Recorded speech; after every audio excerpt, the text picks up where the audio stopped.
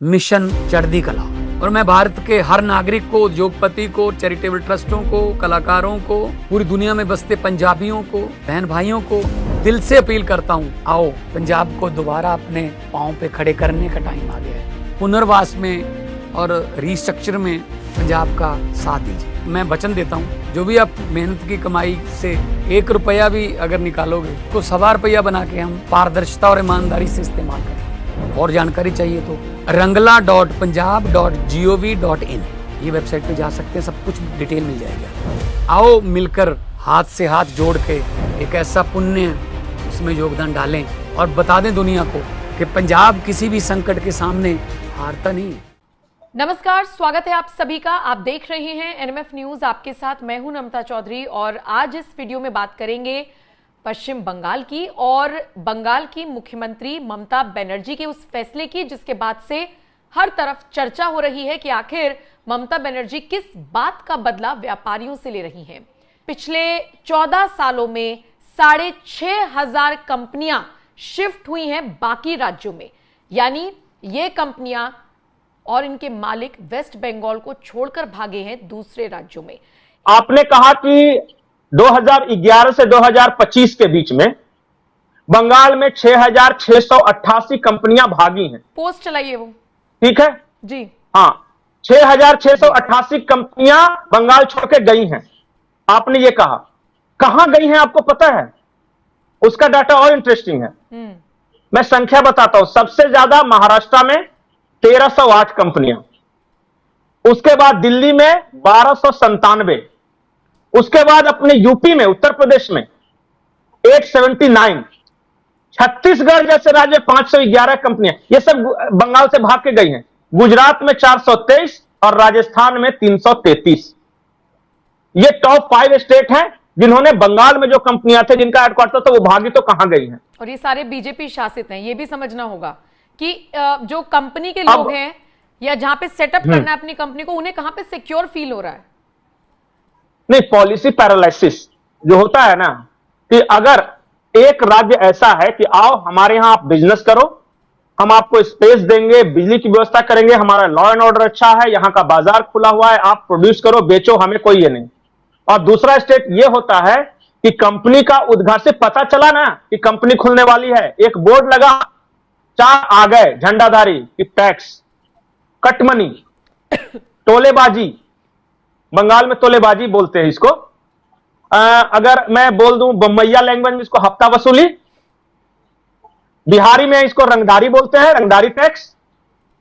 और आपका दिल्ली, हरियाणा, पंजाब में क्या बोलते हैं मुझे ये नहीं जानकारी है, तो उसी को तोलाबाजी। तो ये तोलाबाजी करने वाले, ये चेंगड़ा बोलते हैं वहां जो गुंडे लोकल होते हैं ना लड़के बंगाल में, तो ये चेंगड़े लोग तो वो कट मनी लेने आते हैं, कमीशन। अब बेचारा दुकान डाला नहीं कि 4 आ गए रसीद, चंदा। अब वो बेचारा फैक्ट्री खोले कि चंदा देते रहे, और उस पर से भी सप्ताह में 2-3 दिन बंद रहेगा वहां। आज फलाने बाबू का हड़ताल है तो आज फलाने यूनियन का हड़ताल है, ये कौन काम करेगा यहां बताइए? मैं आपको एक उदाहरण बताता हूं, बड़ा इंटरेस्टिंग है। मैं नया नया जॉब कर रहा था, मुंबई में एक प्रोडक्शन हाउस था। उन्होंने एक डॉक्यूमेंट्री बनाने के लिए मुझे कलकत्ता भेजा। तो वो डॉक्यूमेंट्री में मेरा काम था, जो एडिटिंग होता है ना, उसको ऑब्जर्व करना। ठीक। 10 बजे से लेके 5 बजे तक की ड्यूटी थी। एक दादा थे, बंगाली दादा, शर्ट का बटन खोल के आए 11 बजे तक। मैंने कहा दादा आप लेट हो? बोले बंगाल में सब चलबे ना है, तुम बोल नहीं सकते, मेरा यूनियन है एडिटर्स का, तुम वापस नहीं जा पाएगा मुंबई। उस वक्त मैं मुंबई में काम करता था। हम भी डर गए कि भाई नया नया लड़का थे, कहां हो दादा से पंगा लें। वो आके 4 बार चाय पीने, 3 बार पान खाने और 2-3 बार सिगरेट पीने गए। और वो एडिटिंग कंप्लीट होने वाला था, लगभग मुश्किल से 10-15 मिनट का काम बाकी होगा। 5 बजने वाला था, 5 बजने में 5 मिनट पहले शटडाउन मशीन। और हम लोग को मुंबई में आना चाहिए कि काम खत्म करके जाओ। मैंने कहा क्या हुआ? बोला टाइम हो गया। मैंने कहा टाइम हो गया? तो हाँ, 5 बज गया, मेरा शटर डाउन हो जाता है। ये वर्क कल्चर मैं बता रहा हूं। बताइए कौन ऐसा बिजनेसमैन होगा वहां काम करे? मैंने कहा आप 1 घंटा लेट आए थे, बोला कि तुमको रहना है कि नहीं, अपना यूनियन को फोन करेगा ना कि 5 बजे से ज्यादा मेरे से काम कराया है, तुमको टांग के ले जाएगा। ये हाल है वहां बिजनेसमैन का, और बाकी राज्यों में देख लीजिए। जिस बंगाल में कभी कहा जाता था कि इंडस्ट्रियल कैपिटल ऑफ इंडिया था, हमारे जो पूर्वज थे, मेरे दादाजी तक, उस वक्त बंगाल कमाने जाते थे, कलकत्ता कमाने जाते थे, फैक्ट्रियां, इंडस्ट्री थी, कैपिटल हुआ करती थी एक वक्त पर। और आसपास के राज्यों के लोग, असम के लोग, उड़ीसा के लोग, उस वक्त कंबाइंड बिहार था, बिहार झारखंड के लोग कलकत्ता कमाने जाते थे। और हमारे यहां गाने भी बनते थे भोजपुरी में कि बलम कलकत्ता गए हैं, इस तरह का गाना। वो विरह का जितना गीत देखिएगा ना उस जमाने में, सब कलकत्ता गए हैं कमाने, कलकत्ता। आज पता स्थिति क्या है? इन राज्यों के लोगों को छोड़ दीजिए, पूर्वांचलियों को, बिहारियों को, उड़ीसा को, असम को, आज कलकत्ता का आदमी बाहर कमाने जा रहा है। यह स्थिति है। कलकत्ता में मैं माइग्रेशन देख रहा था कि वहां के नौजवान कहां गए।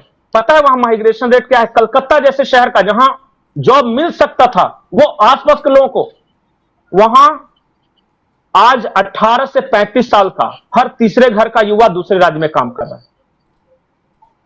मतलब बर्बाद करना इससे बोलते हैं।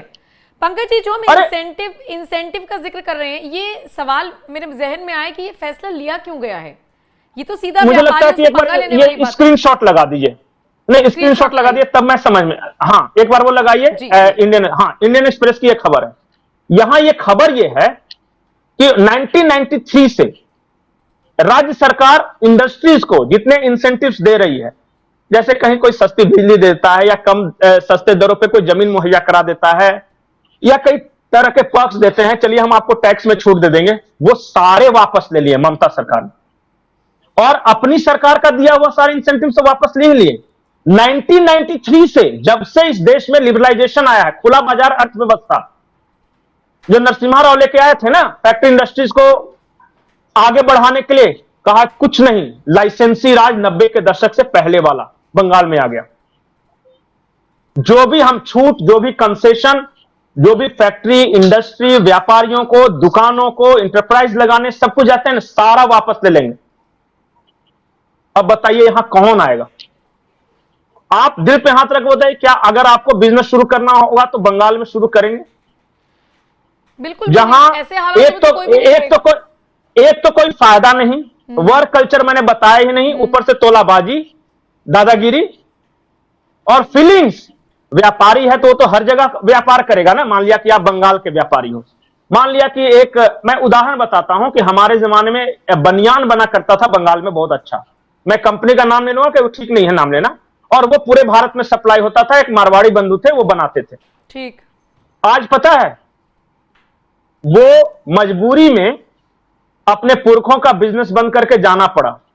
क्यों? पता है कि ये बंगाल में बनाता है बनियान और ये गुजरात में भेजता है, हरियाणा में भेजता है। बंगाल का मेहनत गुजरात और हरियाणा जाएगा, तो क्या चाहते हो? कोई बनाए तो क्या करे? खुद पहन ले, कहीं ना कहीं तो बेचेगा ना वो। इस तरह की घटिया राजनीति हो रही है वहां, ये है वहां पे। और सारे पर्क्स, इंसेंटिव्स वापस लिए। मैं बता रहा हूं कि जितनी तेजी से भारत आगे बढ़ रहा है ना, उतनी ही तेजी से बंगाल पीछे जा रहा है। और ये जो गैप है ना, जो गैप हो रहा है देश के बाकी राज्यों बंगाल में, यही बंगाल में अलगाववाद की आग लगाएगा।